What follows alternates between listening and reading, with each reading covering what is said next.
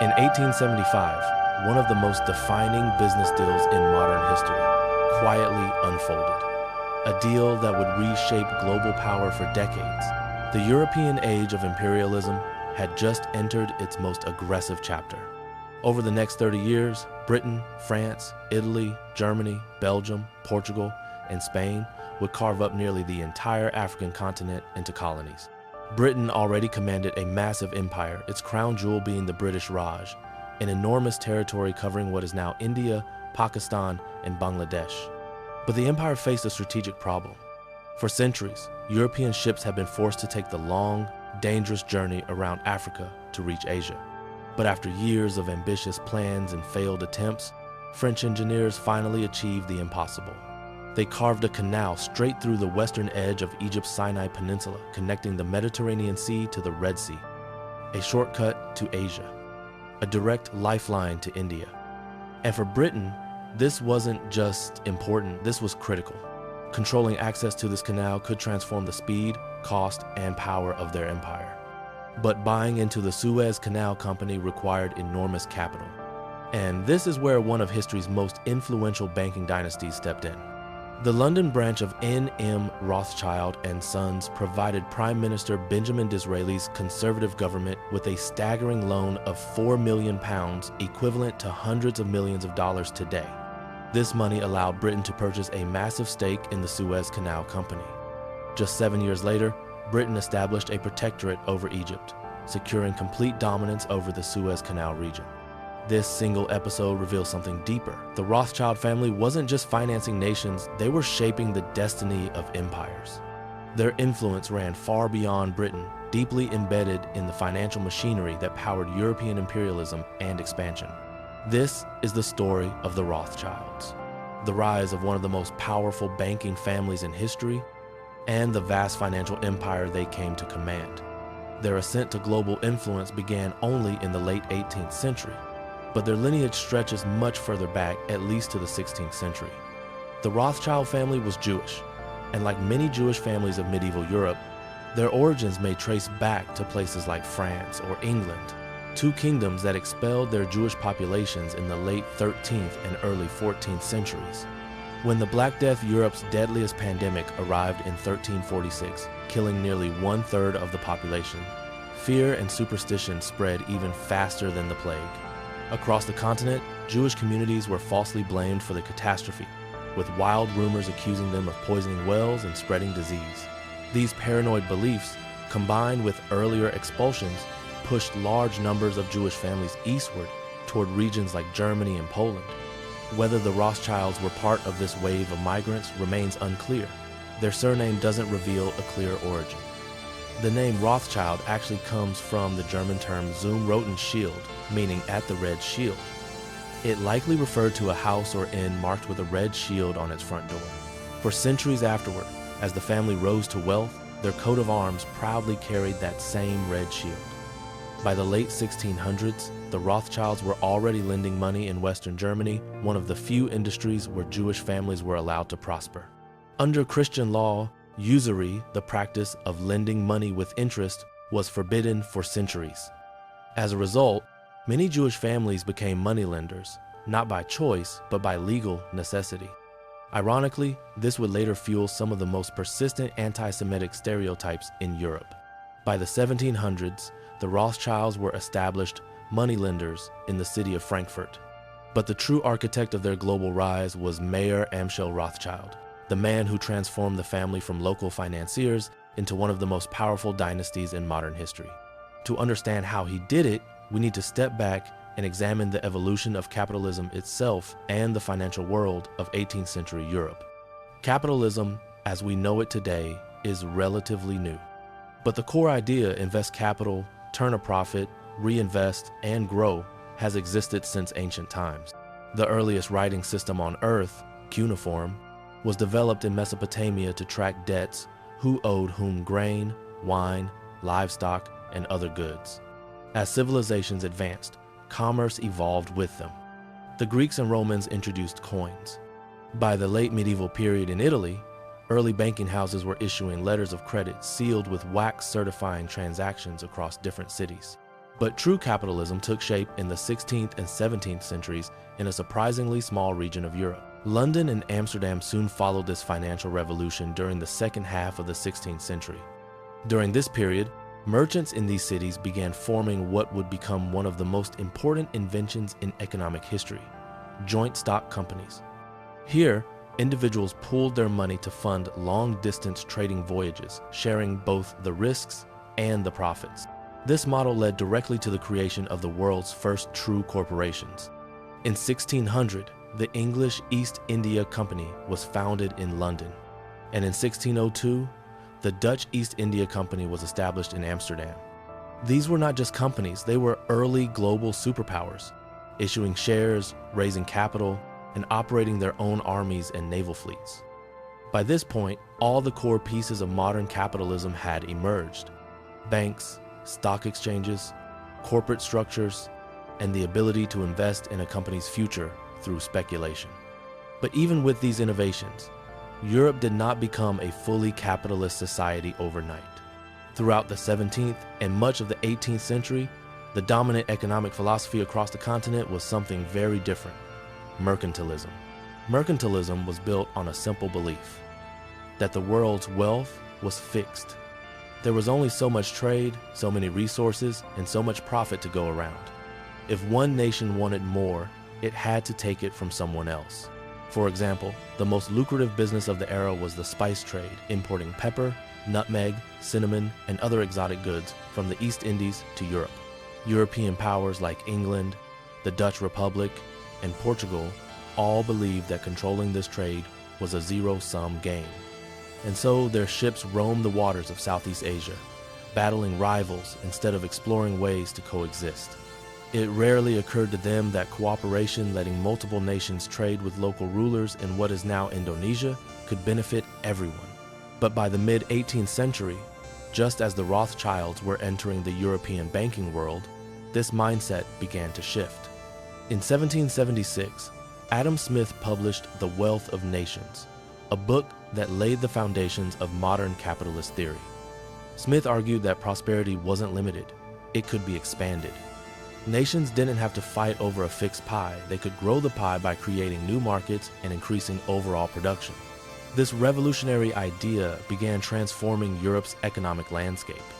And it was into this rapidly changing world that the Rothschild family stepped perfectly positioned to take advantage of a financial system ready to explode and scale. All of these new economic systems, stock markets, corporations, global trade, needed one essential ingredient: capital. And it was the bankers and financiers who supplied that capital.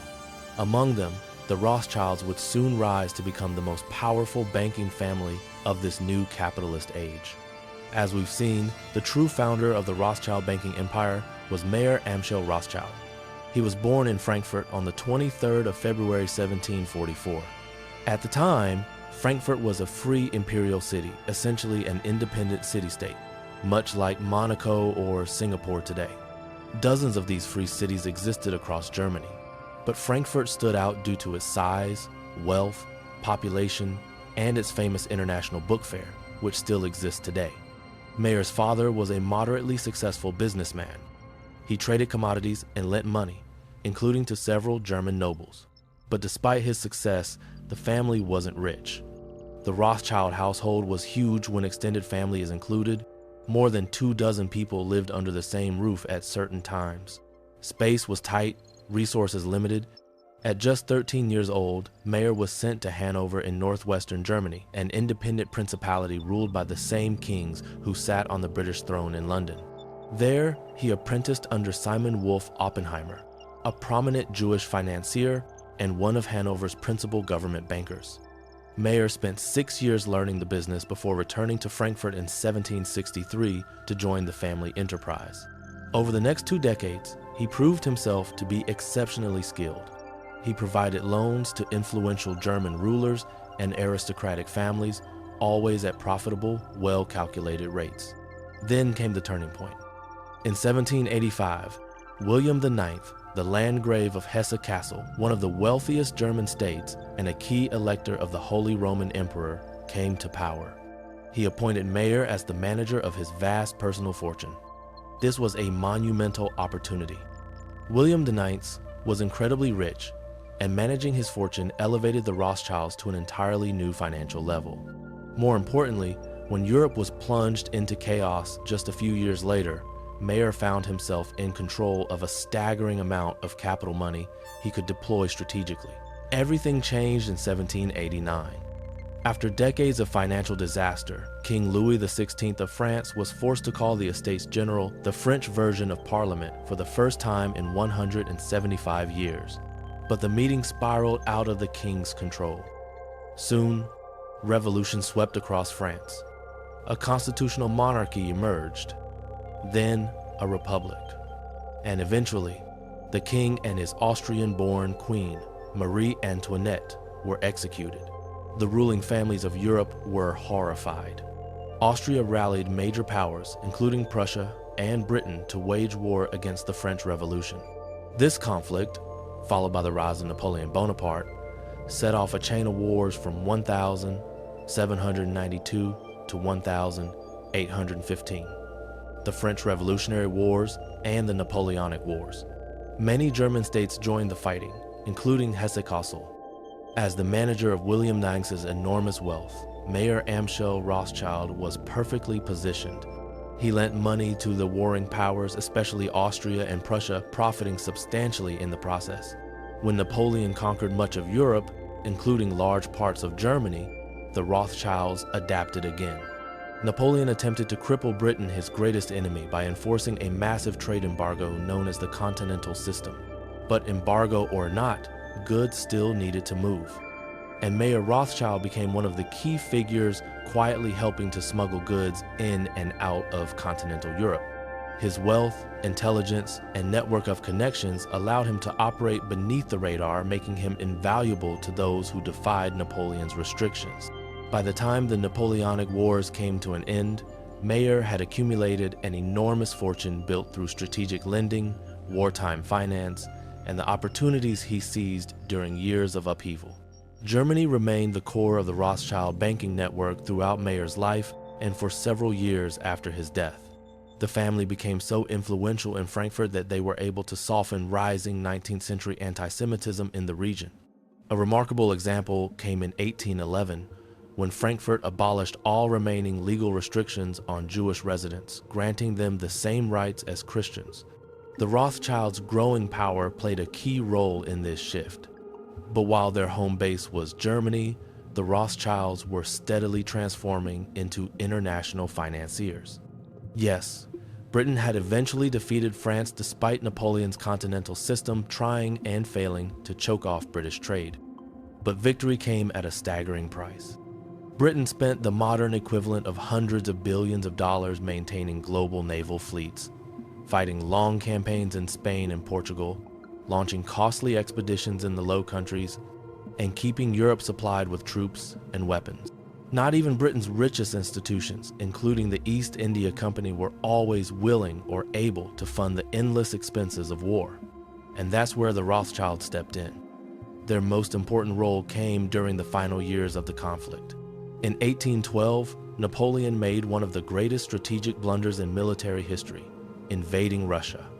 At first, he won spectacular victories and even captured Moscow. But the Russians refused to surrender, avoided open battle, and retreated deeper into their territory. Winter arrived. Napoleon's army, La Grande Armée, collapsed on the long retreat toward Poland and Lithuania. As Europe formed a new coalition to crush him once and for all, Mayer's sons spread across the continent, setting up Rothschild branches in Europe's key capitals and providing millions of pounds in loans to the governments of Britain and its allies. In today's value, these loans amounted to several $billions. The result? Massive goodwill toward the Rothschild family once the war ended in 1815, and enormous influence. The Rothschilds also gained access to military updates before governments announced them publicly.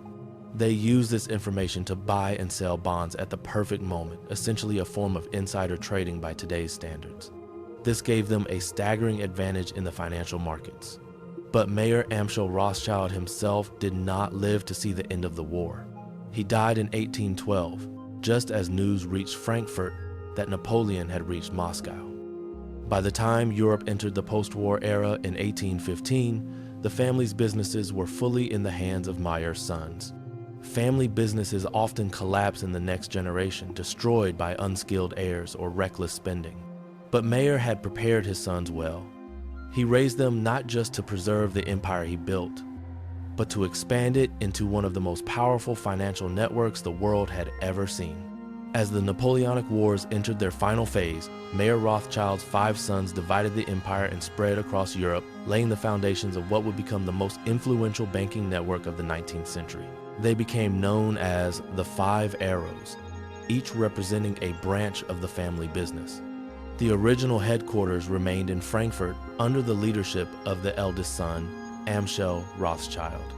Nathan Rothschild, the 3rd son and arguably the most brilliant banker of the 5, went to London, capital of what was turning into the world's dominant superpower. Karl Rothschild was dispatched to Naples, Solomon Rothschild established the Vienna branch, and the youngest brother, James Mayer Rothschild, was sent to Paris, where he would eventually build one of the most powerful banking houses in Europe. The brothers varied in personality and talent, but they shared one enormous advantage. Europe's bond markets were in chaos after years of war, and chaos was opportunity.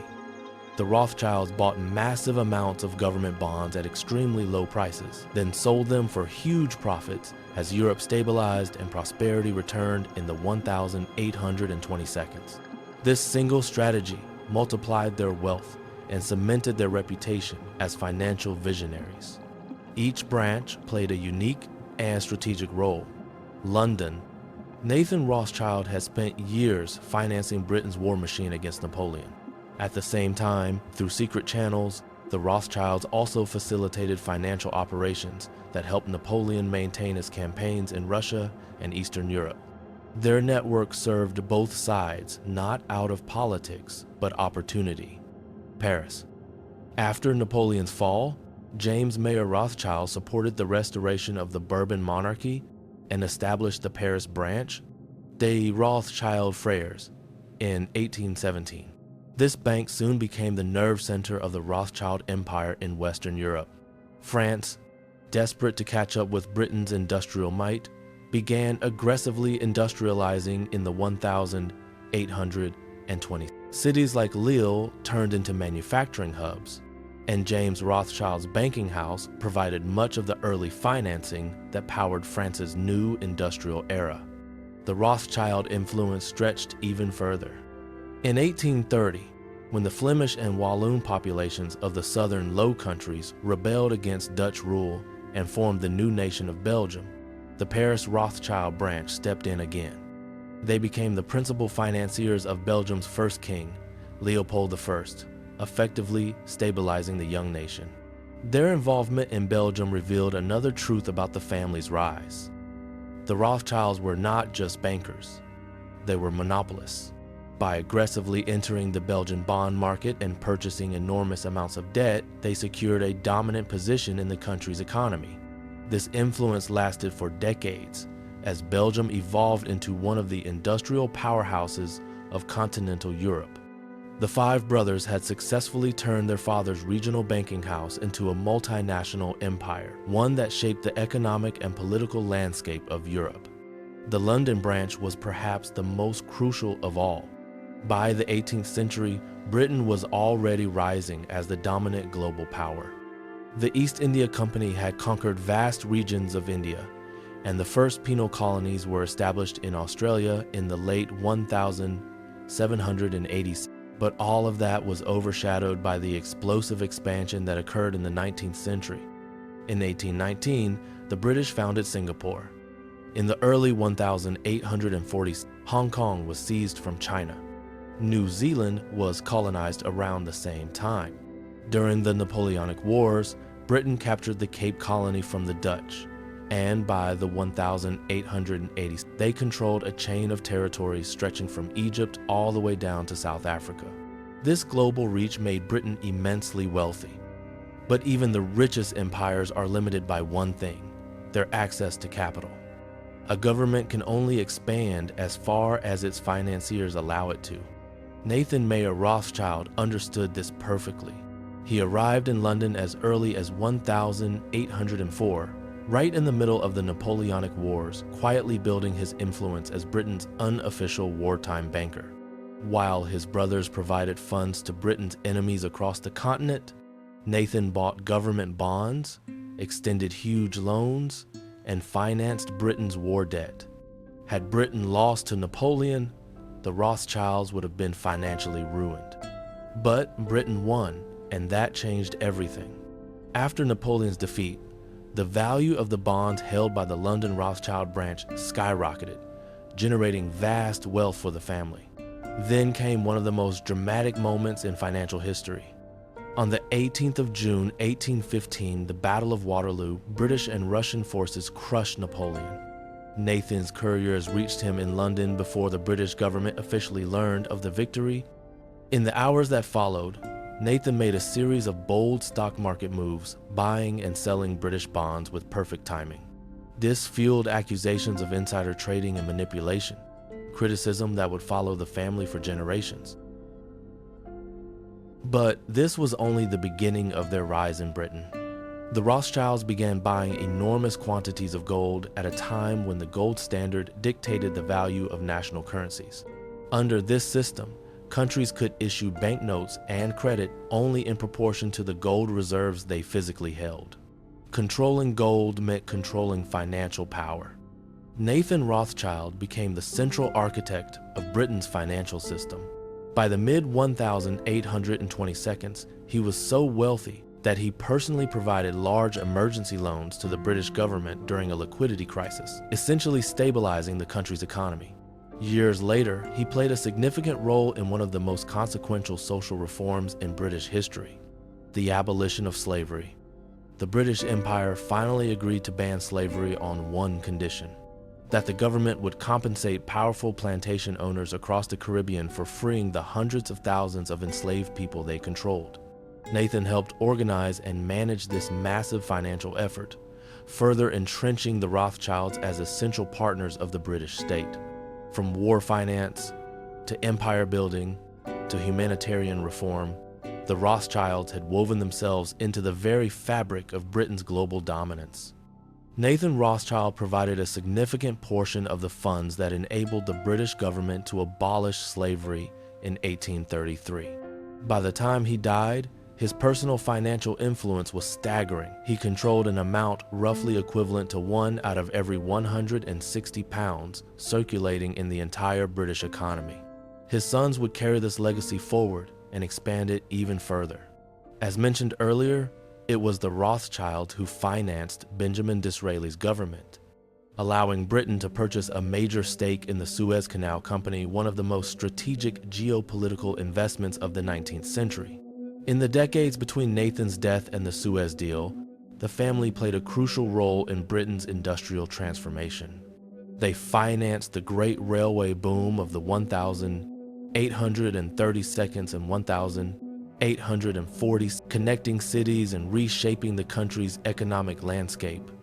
By the 1850s, the British government wasn't just borrowing money from the Rothschilds. They were relying on the family's technical expertise to help manage the royal mint itself. Members of the British Rothschild branch soon found their way into Parliament, and even the world of high society. British horse racing, an elite national pastime, was soon dominated by champion racehorses bred at Rothschild stables. A similar pattern emerged across Europe.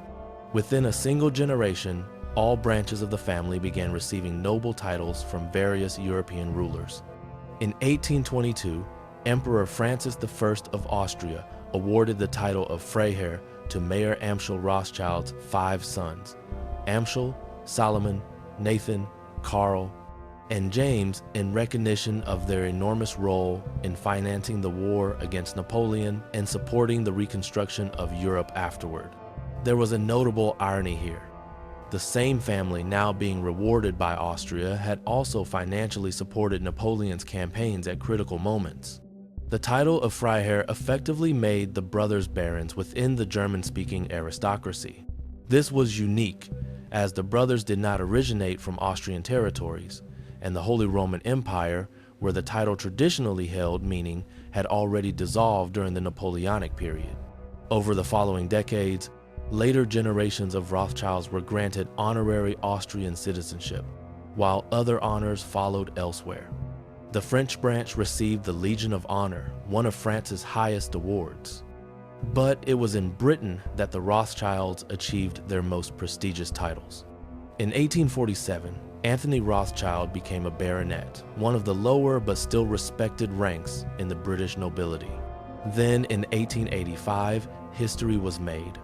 Nathan Rothschild of the London branch was elevated to the rank of Baron Rothschild, the first Jewish peer in the House of Lords. As titles were awarded across various countries, the family's name evolved. Some German Rothschilds became von Rothschild, and in France, the name became de Rothschild, each prefix signaling aristocratic status. But not all ventures were successful. In 1821, shortly after the Napoleonic Wars ended and Europe began adjusting to peace, Karl Mayer Rothschild was sent to Italy to establish a branch of the family empire in the Kingdom of the Two Sicilies. Italy at the time was fragmented into dozens of states, just as it had been since medieval times. Italy, much like Germany, had long been divided into dozens of small states, but by the 19th century, these states were slowly consolidating into larger kingdoms. The most significant of these was the Kingdom of the Two Sicilies, which dominated the entire southern half of Italy from Naples down to Sicily. It was ruled by a branch of the Bourbon Dynasty, the same royal family that once governed France. At the same time, Austria controlled much of northern Italy regions, like Venice and the fertile Lombardy plain. Vienna was eager to extend its influence further south, and the Rothschilds arrived in Naples partly as Austria's silent partners, a financial foothold in the Bourbon-controlled south. Throughout the 1820s and 1840s, the Rothschilds used their banking networks and immense wealth to influence the politics of Naples.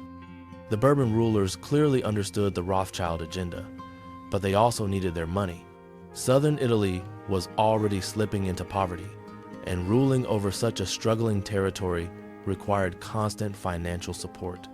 Yet, it wasn't local politics that ended Rothschild influence in the region, it was the tidal wave of European revolution. In 1859, the Second Italian War of Independence erupted. Soon after, Giuseppe Garibaldi, leading his legendary force of just 1,000 volunteers, sailed to Sicily. In a stunning campaign throughout 1860, Garibaldi conquered the entire Kingdom of the Two Sicilies. Italy was finally unified under King Victor Emmanuel II of Sardinia.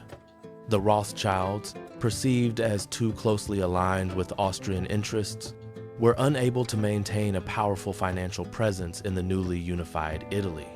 Their Naples branch faded into history. But compared to their global reach, losing Naples was merely a footnote. The Rothschilds in Brazil financing a nation's birth, the Rothschild influence spread far beyond Europe.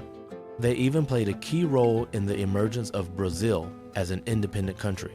Brazil had been a Portuguese colony since the Treaty of Tordesillas in 1494. For centuries, the Portuguese barely noticed this massive landmass until a gold rush erupted in the 1690s. Over the next 100 years, millions of Europeans and enslaved Africans flooded into Brazil. In 1807, when Napoleon invaded Portugal, the Portuguese royal family fled across the Atlantic and took refuge in Brazil. As independence movements swept through the Spanish colonies, bringing freedom to Chile, Mexico, Argentina, Peru, and others, Brazilians sought their own independence, but without the bloodshed. Brazil declared independence peacefully in 1822, but the separation from Portugal created enormous financial strain. There were unresolved debts, diplomatic tensions, and Portugal demanded compensation for losing its largest colony. That's when Nathan Rothschild stepped in. He arranged a massive loan to stabilize Brazil's finances and provide the funds needed to compensate Portugal.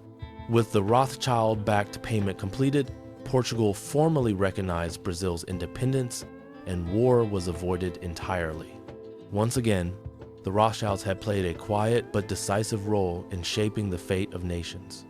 After helping Brazil secure peaceful independence, the Rothschilds continued expanding their interest across the country. But Brazil was just one of dozens of new ventures. Throughout the 19th century, different branches of the family rapidly moved into publishing, mining, insurance, and large-scale industrial investments across London, Paris, Berlin, Vienna, and beyond. The examples of the Rothschilds' influence are endless, but one of the most dramatic came during the Crimean War. The war, fought between October 1853 and March 1856, pitted the Russian Empire against a coalition of the Ottoman Turks, the British, the French, and the Kingdom of Sardinia. Russia and the Ottoman Empire had been fighting off and on since the mid-1500s, nearly a dozen wars over 4 centuries. And by the mid-19th century, Russia's victories had become dangerously decisive. There was a real fear that Russia would soon dominate the Black Sea entirely and seize vast territories in the Balkans and the Caucasus. To prevent this expansion, Britain and France sided with the Ottomans. Most major battles occurred on the Crimean Peninsula, where Anglo-French forces were deployed in a costly and brutal expedition. And, as always, war required money. The British government financed the campaign through loans from major banking houses, and the Rothschilds stepped forward quickly. This time, however, finances were not their only motivation.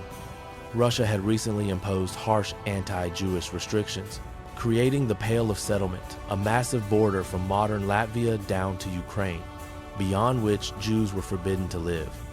Their discriminatory policies influenced Lionel Rothschild's decision to help finance Britain's war effort. In fact, Lionel entered into the Crimean War loan knowing he might never be fully repaid, and he wasn't. The war ultimately ended in a stalemate, but Britain and France achieved their main goal, halting Russia's expansion. The Rothschild loan for the war was less a business opportunity and more a moral stance against rising Russian anti-Semitism.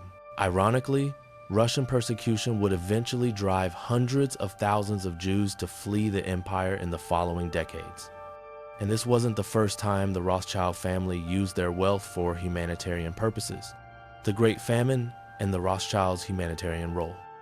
In the mid-1840s, a fungal blight traveled to Europe aboard early steamships. The voyage across the Atlantic had become short enough that the fungus survived the trip for the first time in history. It devastated potato crops across Europe, especially in regions like Poland and Ireland, where people were dangerously reliant on potatoes as a cheap staple. What followed in Ireland became known as the Great Famine. More than 1 million people died. Millions more fled the country as refugees. To make matters worse, Britain continued exporting other Irish food crops for profit even as people starved, a decision still viewed as a moral failure of the British government. During the worst famine years, 1846 to 1848, the Rothschilds emerged as the primary financiers of the British Relief Association, providing critical aid to the starving poor. When the potato blight later struck Scotland, it collided with another disaster already underway, the Highland clearances, when Scottish farmers were being forced off their ancestral lands. Again, Lionel de Rothschild stepped forward. He became a major supporter of the Highland and Island Emigration Society, which helped thousands of Scots from the Highlands and Outer Hebrides relocate to the Americas, Australia, or New Zealand in hope of a better life. These were just a few examples of the Rothschilds' extensive philanthropy during the 19th century, examples often overshadowed by the myths surrounding their wealth. And as with any dynasty that remains prominent for generations, the Rothschild family produced its share of colorful, eccentric, and fascinating characters. Among the many memorable figures in the Rothschild dynasty, none was more unusual or more fascinating than Walter Rothschild, a member of the London branch. Born in 1868, Walter appeared, at first glance, to be a perfectly conventional gentleman of his era.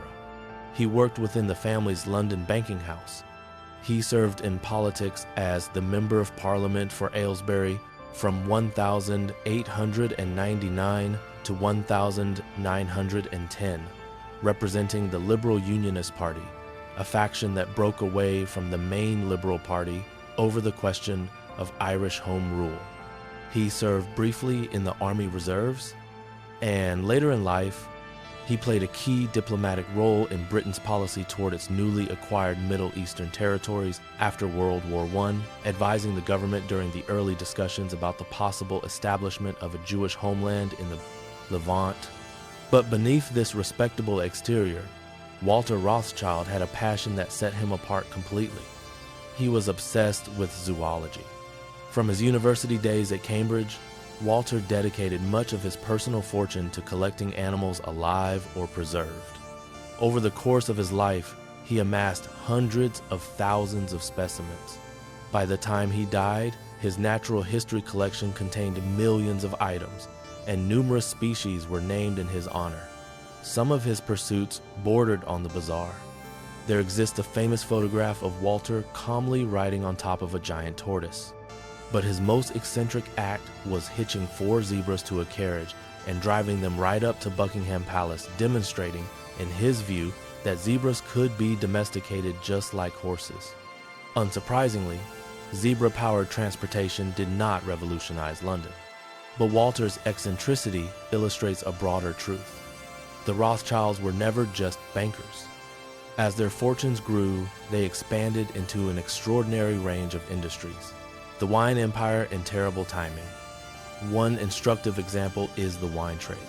Beginning in 1853, Nathaniel Rothschild purchased several French wine estates. Other family members soon followed, and by the late 1860s, the Rothschilds had become major players in France's wine industry, most notably through estates like Chateau Mouton and Chateau Lafite. But there was a twist. They entered the French wine business at the worst possible moment.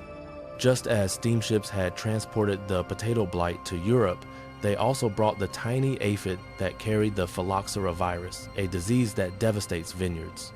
Throughout the 1860s and 1870s, vineyards across France were dying. Many winemakers lost everything as entire regions faced collapse. Yet the Rothschilds, thanks to their enormous wealth and long-term vision, not only survived the crisis, they grew stronger. By the 1880s, a solution was finally discovered: grafting European grapevines onto resistant American rootstocks. Today, the Rothschilds remain among the most influential wine producers in the world, especially in the Bordeaux region. Chateau Lafite Rothschild is still considered one of the most prestigious wine estates on the planet. When nations go broke, they call the financiers. History is full of moments when governments and major institutions have turned desperately to powerful financiers for help. One such example is the Panic of 1907, an economic crisis that struck the United States in the early 20th century. The Wall Street markets collapsed, credit evaporated, and the American banking system staggered on the edge of complete failure. It was J.P. Morgan, acting almost single-handedly, who stepped in alongside a consortium of banking elites to stabilize the economy and prevent a nationwide collapse. This crisis would eventually lead to the creation of America's modern central bank, the Federal Reserve. When the global financial system collapsed in 2008, banks like Lehman Brothers desperately reached out to Warren Buffett and other major investors for emergency liquidity. Buffett examined their books, then refused. In the 19th century, whenever European governments faced financial disaster, their version of Buffett was the Rothschilds, saving the Austrian Empire. By the mid-1860s, the Austrian government was drowning in financial trouble. After the revolutionary uprisings of 1848, Hungary had nearly broken free from Austria. Vienna responded by placing Hungary under military occupation for decades, an enormously expensive undertaking. This, combined with the cost of wars in northern Italy, and finally the humiliating Austro-Prussian War of 866, left Austria unable to cover even its basic expenses. The Rothschilds stepped in repeatedly, providing Vienna with millions of pounds in emergency loans just to keep the government functioning. But Austria simply could not repay what it owed. Desperate, the empire finally agreed to dismantle its military occupation of Hungary. In 1867, Austria was forced to transform itself into the Austro-Hungarian Empire, creating a dual monarchy that granted Hungary semi-independent status. The transformation of an entire empire, triggered in part by Rothschild loans, is a vivid reminder of how deeply the family shaped both finance and politics in Europe, rebuilding Paris after the Franco-Prussian War. Just a few years later, the Rothschilds played another critical role, this time in France. After its wars with Denmark and Austria, Prussia went to war with France in 1870, eventually uniting most German states into a new German empire. Paris was besieged, starved, bombarded, and left in ruins by 1871. The Rothschilds became major financial backers of the new French Republic. Their funds helped rebuild Paris, not just restoring the city, but turning it into the cultural and artistic capital of Europe. At the same time, the French Rothschild branch gained massive influence in French industry, especially through large investments in the rapidly expanding railway network radiating out from Paris, the Diamond Empire in South Africa. But the Rothschilds' most profitable and far-reaching venture of the late 19th century was in southern Africa. British colonies, Boer republics, and powerful indigenous kingdoms like the Zulu had been clashing for decades. Everything changed when enormous deposits of diamonds and gold were discovered around Kimberley. Cecil Rhodes is often portrayed as the mastermind behind Britain's southern African expansion. But behind Rhodes stood the true financial engine, the Rothschilds. They were the largest investors in what became the De Beers Mining Company, the corporation that dominated the global diamond trade and held immense influence over gold as well.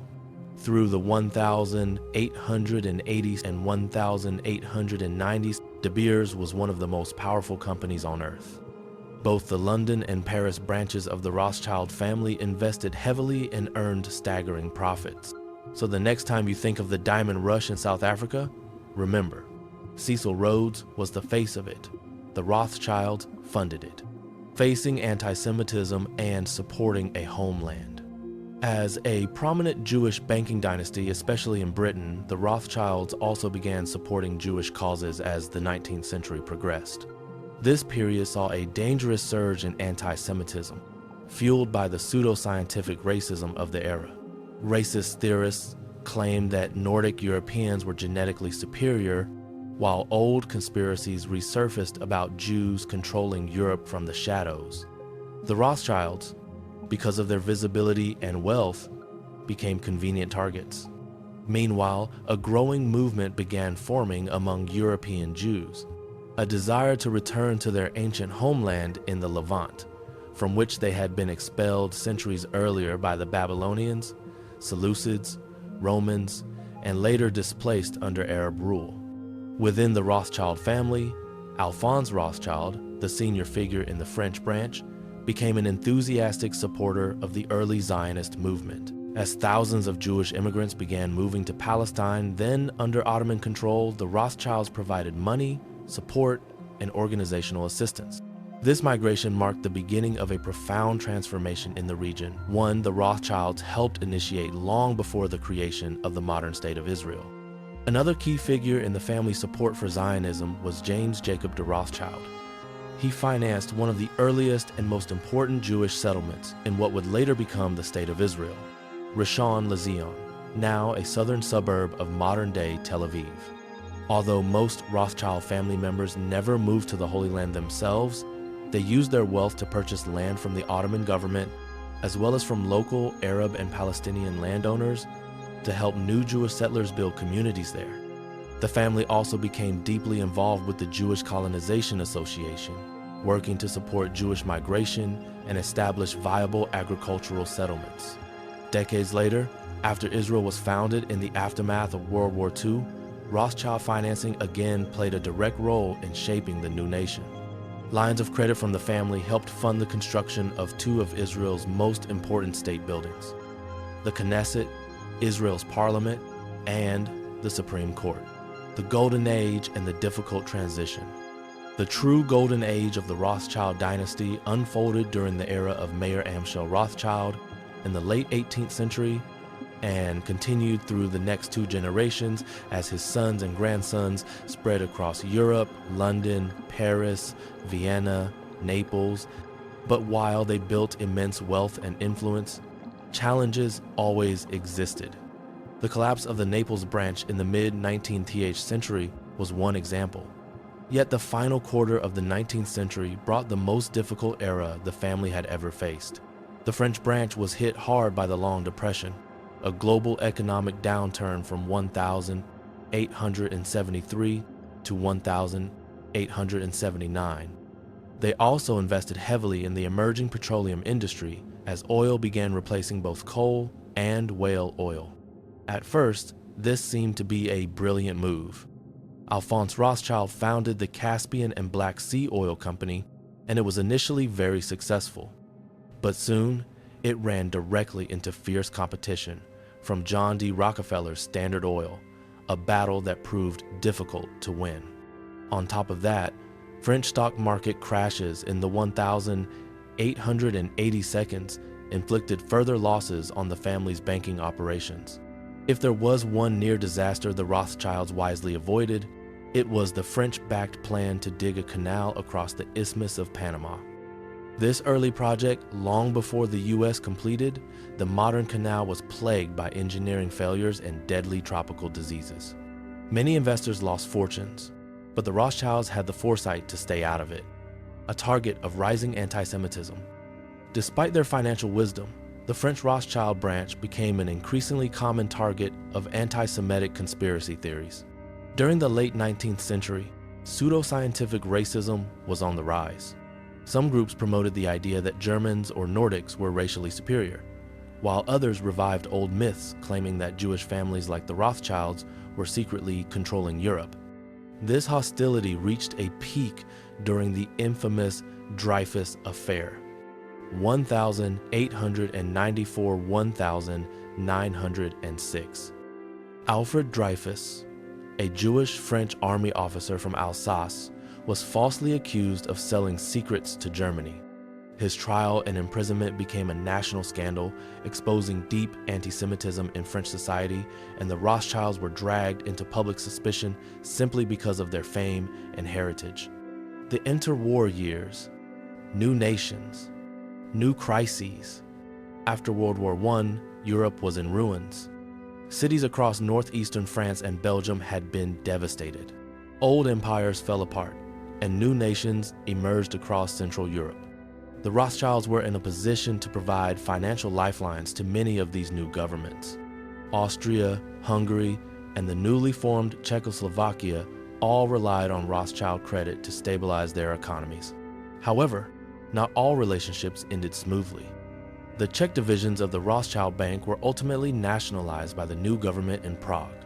Then came the Roaring Boom, years of 1924, 1929, followed by the catastrophic Wall Street crash of 1929 and the Great Depression. And in the middle of this global crisis, the Rothschilds again found themselves at the center of one of the most dramatic financial events in Austrian history. The story circles back to 1855, when the Rothschilds became major investors in a promising new Viennese bank, Creditanstalt. In fact, Anselm Salomon von Rothschild, a member of the Vienna branch, was largely responsible for founding the institution himself. Over the decades, Creditanstalt grew into one of Europe's most influential financial institutions. But rapid growth came with a cost. The bank that triggered a continent-wide meltdown. In the 1920s, Creditanstalt expanded aggressively, acquiring smaller banks across Austria.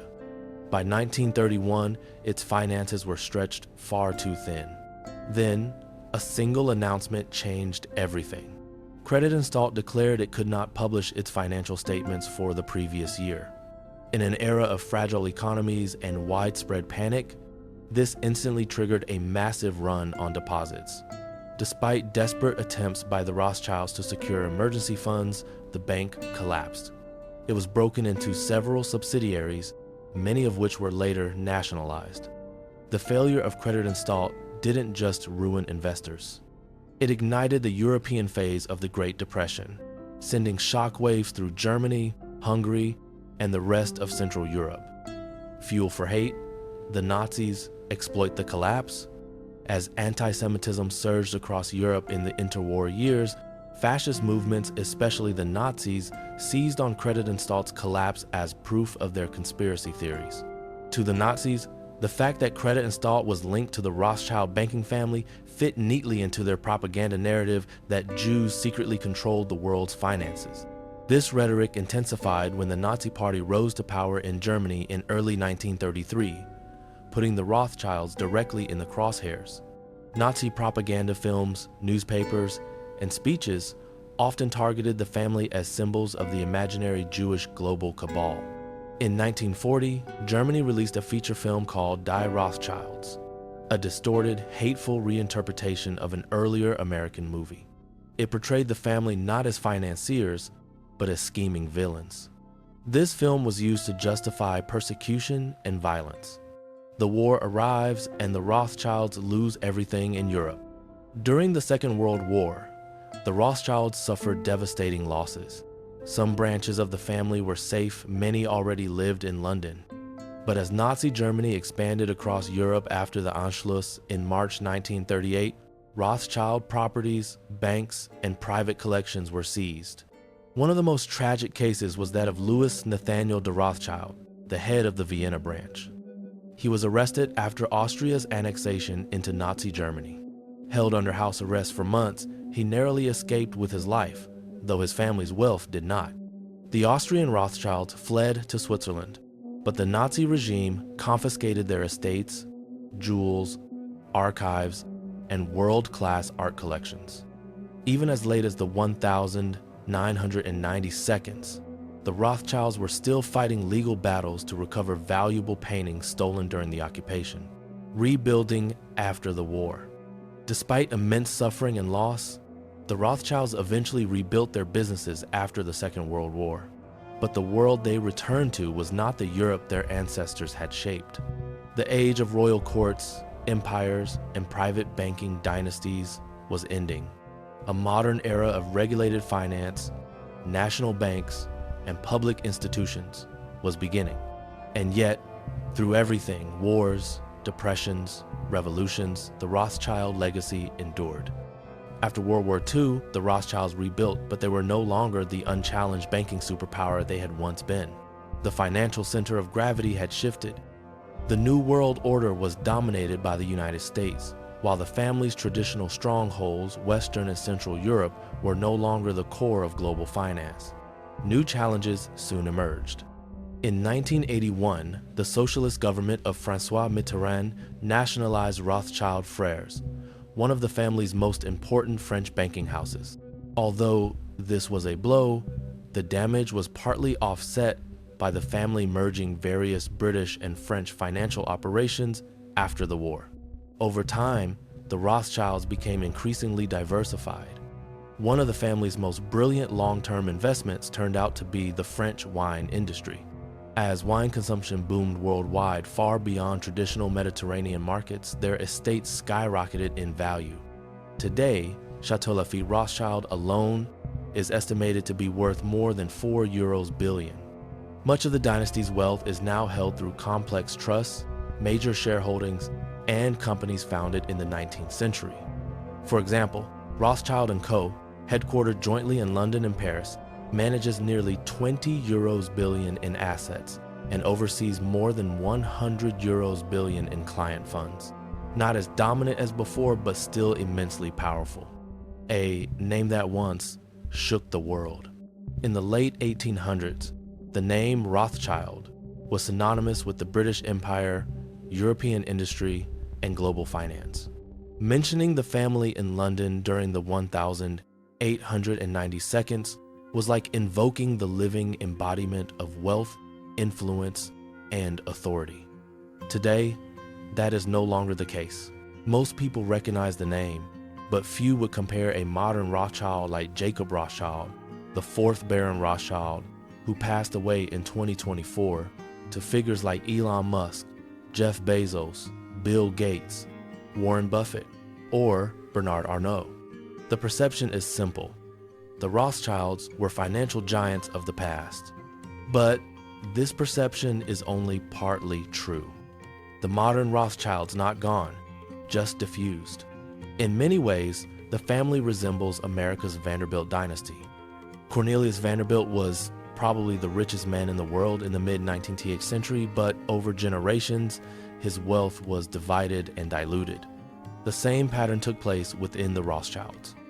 No individual Rothschild today controls hundreds of billions of dollars. But collectively, the family still owns vast wealth and holds major stakes in companies such as De Beers, Rio Tinto, and numerous other global firms.